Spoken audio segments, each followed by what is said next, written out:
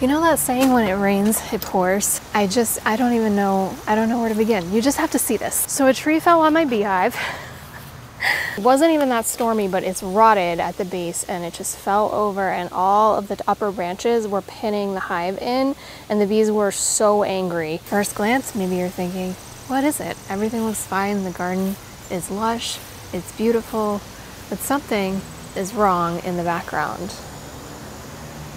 So last week we had a reporter come out from CVS. They're doing a segment on accessible gardening with us. And 2 days before this was scheduled to happen, I looked out the window and I saw that this tree had fallen down. It was still raining and like really, really humid at that point, and I didn't know what to do because I could tell that the bees were agitated. They were doing what we call orientation flights, where they like do really small circles around the hive that get bigger and bigger. It was like they didn't know where they were anymore. Thankfully, the hive itself, really only the roof needs to be replaced. It had lost a panel off one side and it's gouged, but the bees themselves were unharmed. They were just really, really agitated because the tree branches had gone down directly on either side of the hive. So because they were doing these flights, I was really concerned that they were gonna freak out and swarm and leave the hive because they felt like it wasn't a safe place to be.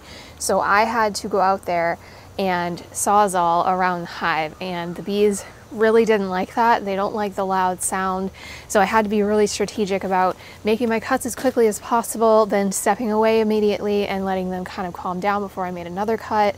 And it was still like 85 degrees, so muggy and raining, and I was in like not full gear because it was so hot, but pants and long sleeves because I didn't want to get stung, and they were mad. And this was just at the tail end of a day where I was just really feeling like crap. Like I just felt awful. Like I generally don't feel well on Wednesdays because I take my arthritis medication once a week on Wednesdays. And so I tried to not do anything physically strenuous on Wednesdays. And of course I ended up having to do something extremely physically strenuous after having already had a very physically strenuous week. So all that to say, if I seem like I'm a little bit down today, I'm just, you know, my energy level just is not there. This is just one of many things that have been going on, the stuff going on with my health that I'm still kind of processing, and I do want to share it with you guys because I've been sharing all my arthritis stuff, and I know it helps other people feel less alone. It helps me feel less alone, but it's still very new. It's very fresh, new potential diagnosis, so I'm still kind of just processing that. We did get the interview done with the reporter from CVS, and it was fine. Like you really can't tell from this angle yet because the leaves haven't died off that the tree is there, so it's not that big of a deal. But I have to figure out how to chainsaw the rest of it because it's so big that I'm really concerned we can't do much more of it with the Sawzall, and the bees are gonna be so mad when I do that. It just sucks because the garden is like really, really good right now. Like I know we were just talking about how bad it was with the heat wave and all the disease that happened, but I did kind of like a hard reset and I pulled a bunch of plants out, which I totally recommend normalizing this. If you have a plant that's just not making you happy, it's struggling, whatever, just rip it out. Like you still have time to plant something else in its place that you actually want to grow. So just rip it out, start over. That's what I did. I've been watering like crazy. I've been fertilizing a lot, and everything has bounced back, and it's so beautiful. And I want to be just savoring that and taking it in and enjoying the harvest. And I am, but there's just this undercurrent of like, things have been hard. The garden has always been a place where I can get away from that. But with bad things happening in the garden, with the hive and the trees and everything, it's just been like a little bit of added stress. So right now everything's looking really good. We're gonna harvest some stuff today. I have a few little chores to take care of, and we're just gonna do kind of like a wander around vlog. Side note, I've never been able to keep spider plants alive. I know they're supposed to be the easiest thing ever. Somehow they just don't thrive for me, but I finally got some that seem to be happy. The green stalks are kind of in between seasons right now, so I just planted a ton of brassicas out. There's cabbages in here, there's some spinach, so it's getting ready for fall, which is exciting, although this one is still more in summer mode. Like there's still peppers in here. Look at this. Is that not, oh, I guess we're harvesting that. Perfect purple pepper. And just to like give you an example of how overwhelmed I am, I picked this yesterday and I completely forgot about it. And it's just been wilting out here all night. This Love Lies Bleeding is finally getting so big. I don't know if this happens anywhere else, but in Massachusetts at the beginning of August, we always get like a false autumn, just like you get like false spring.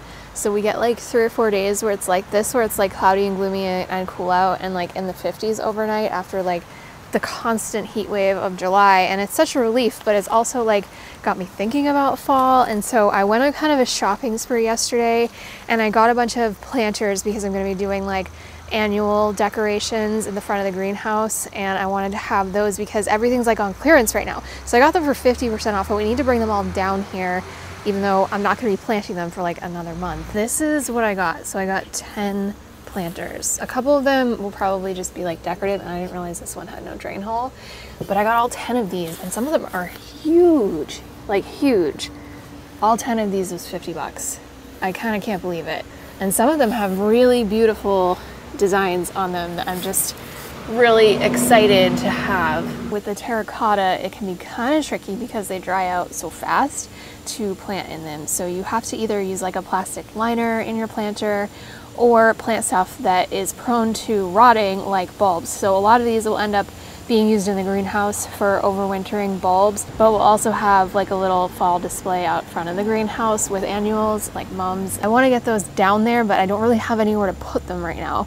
You guys haven't seen my secret little storage alley because it's really hard to get in here. Of course, I had to make it even harder for myself by putting the hose here.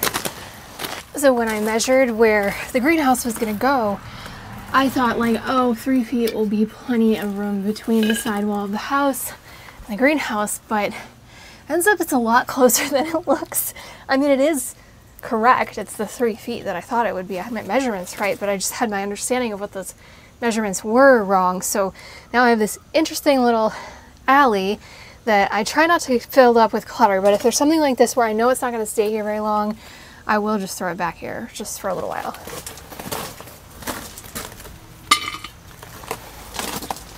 Because this feels like it's confusing, I'm going to show you. You can walk out the other way. It's a little bit faster to walk out this way, and that's where my actual fruit trees are. So now we're on the other end of the greenhouse. Before we put all of these away, a little preview. This is not nearly at all full like it will be. I'm also going to be putting a new step in here. So we'll have a bunch of these scattered here and here with different fall flowers. Here's something fun I thought I wasn't going to have to do again this year, but we need to treat the greenhouse soil because the fungus gnats are back. So I'll show you how I do that. If you haven't heard of mosquito bits already, it's something you would put in like standing water, like in your bird baths and stuff, so that mosquito larvae can't live in it. But they've also found that it also controls fungus gnat larvae in the soil too.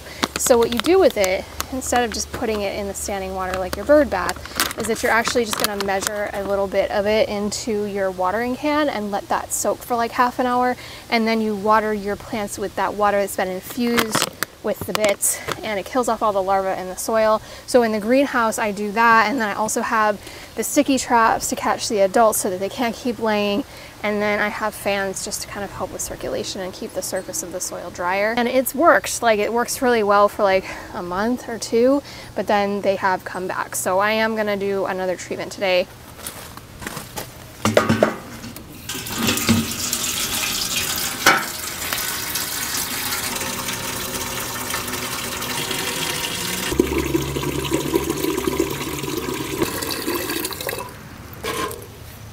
Okay, so the rule is 4 tablespoons per gallon of water. I don't measure.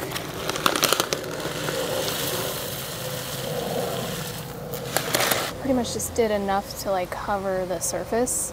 All right, now we just have to let that soak for like 30 minutes. The resilience of plants will never cease to amaze me. This is that tomato plant that got damaged by the hornworms, and it's already got all this brand new leafy growth. Like it's gonna put out some fruit soon. It's all better. I did have one thing I wanted to tell you about before I forgot. It's a new project that I'm working on with my garden girls. So I don't know if you've seen, but I do collaboration videos with my friends Amy and Meg, and we decided to start a podcast together. We just love chatting with each other. So we're bringing you in behind the scenes of our group chat with our new podcast, the Garden Girls Pod. You can follow us on Instagram, TikTok, YouTube, all that good stuff already under Garden Girls Pod. That's our handle. And we're hoping to have 3 episodes for you very, very soon. We've got them all recorded and we're just editing them. I think it's going to end up being like really, really valuable content that we really can't communicate with you guys in this way any other way. Like, we can't do it in short form.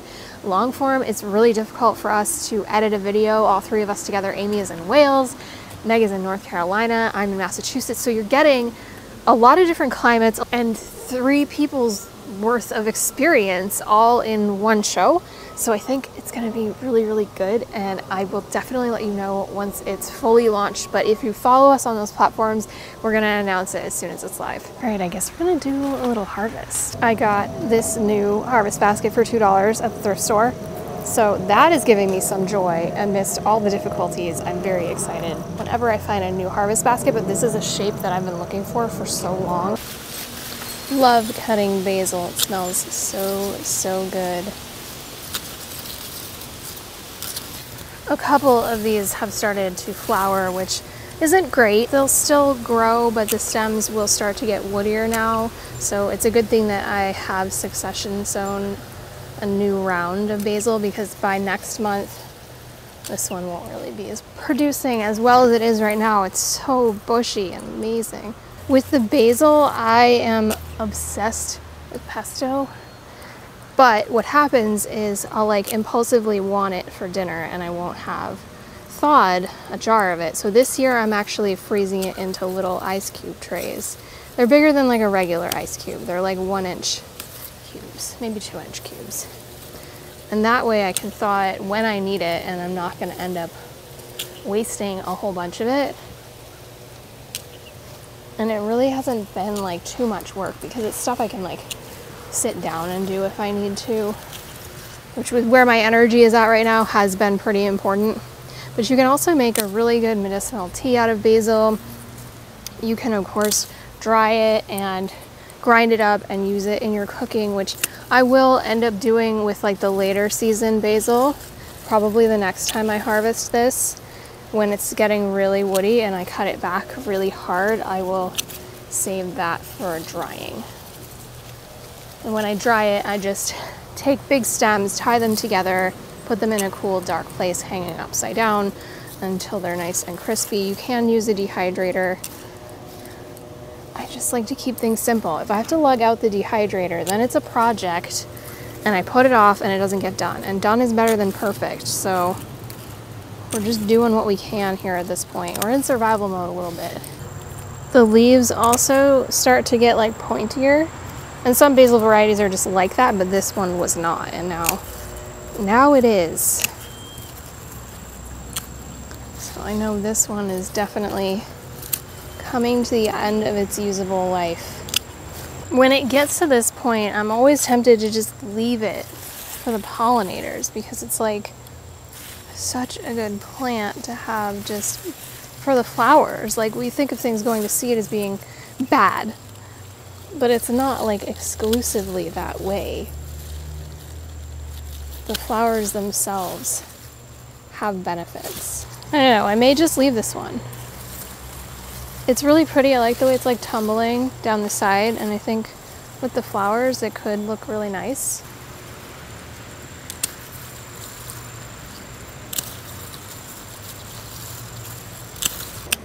Some beautiful eggplant. Snacking peppers. These Aurora peppers.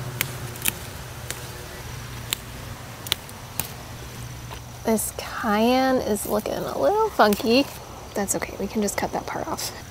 There's a bunch of these shishito peppers.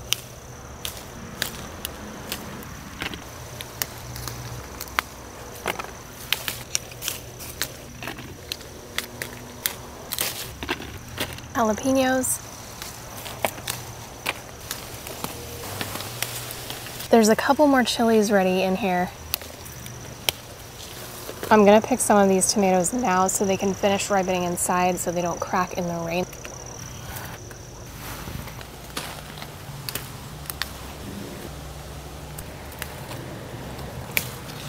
We also need to pick some yellow green beans.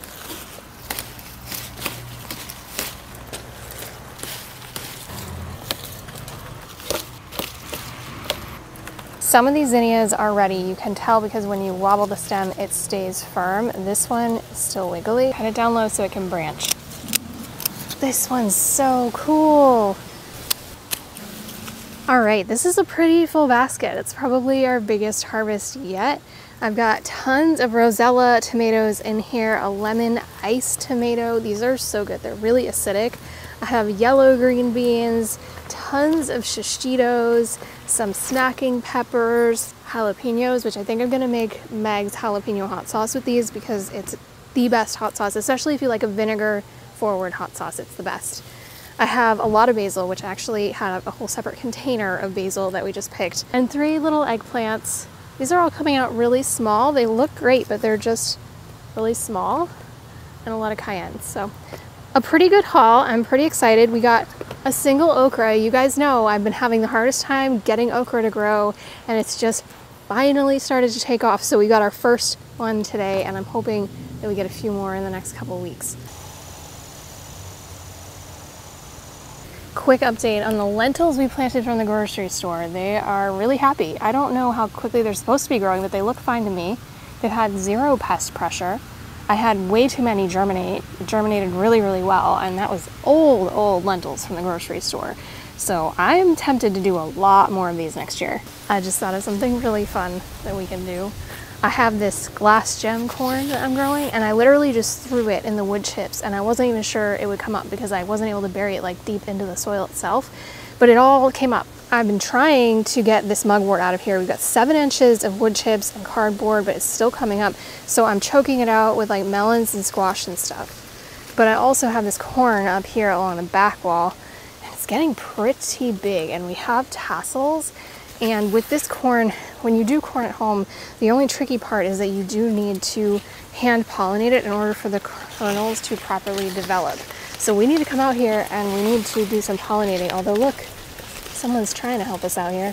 So all I'm gonna do is take one of these tassels and just kind of like shake it on the actual corn silks, and every single one of these silks lines up with a corn kernel. So they do all need to have some pollen on them in order for the whole cob to be formed correctly, which can be kind of tricky. So I usually do this like every day for like a week or 2, just to make sure I really get everything, because this is like still just developing. It's not totally open yet, so I'm not getting like a cloud of pollen dust off of it like I want to, but this is the general like idea. This one you can see is still developing. I don't even have any kernels to pollinate over here. One other really cool thing about corn is that a lot of varieties develop these brace roots that look so alien, and they're really firm, like they're set into the ground hard. And all they do is they keep the corn from falling over in the wind. They're supporting it, but there's also some evidence with these that they can actually fix nitrogen from oxygen in the air. It's only certain varieties though. I don't know if this one is one of them, but how cool is that? This is a much better example of pollen-loaded tassels. So we want one of these because look at how frilly this is. And you can see it's been falling onto these tassels. The issue is that when you don't plant a whole block of corn, there's just not enough wind and pollen ratio to actually activate like the pollen enough and get all of these tassels. So that's why we do it by hand in this case. If you planted a big block of it, you wouldn't necessarily have to do this, but it is just a good practice. I haven't been over here. This is my mom's squash patch. Oh my God.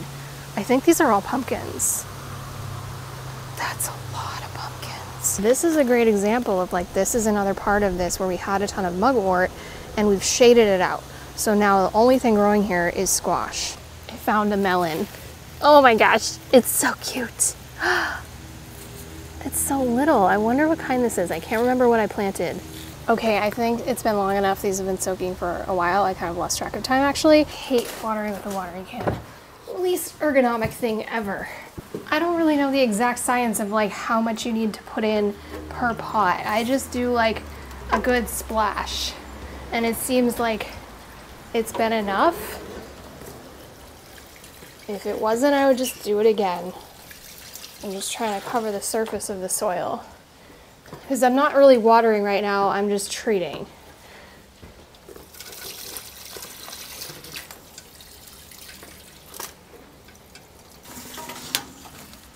All right, I think I'm gonna head inside and take a rest. Make sure you like and subscribe so you don't miss any of my other videos. Thank you so much for gardening with me, and happy growing.